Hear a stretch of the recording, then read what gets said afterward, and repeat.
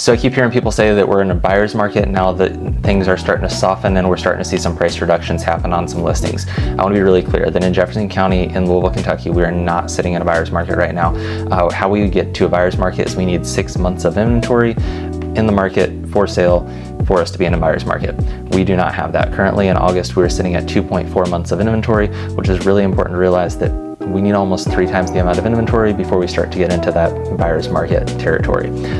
With that being said, how we get to that number of inventory is we take the last 12 months of data, we divide it by 12, so that way we get about a 30-day total, and then we take that number and divide it by the total number of listings. So that way we get how many houses sell per month and how long would it take our current inventory stack that we've got on the market right now to actually sell. So it'd take about 2.4 months of inventory, or 2.4 months for all the inventory to sell if no more houses were listed. So definitely not in a buyer's market. So if you are looking to sell, give me a call. And if you are looking to buy, just know that if you would have bought a year ago, A, you would have been in a more competitive market, but B, house prices are still going up. We're up about 4.5% year to date over last year's year to date numbers. So it's really important to realize that it is still a good market to buy in, even though it is still a seller's market, because we're not in as severe seller's market as we used to be about a year ago.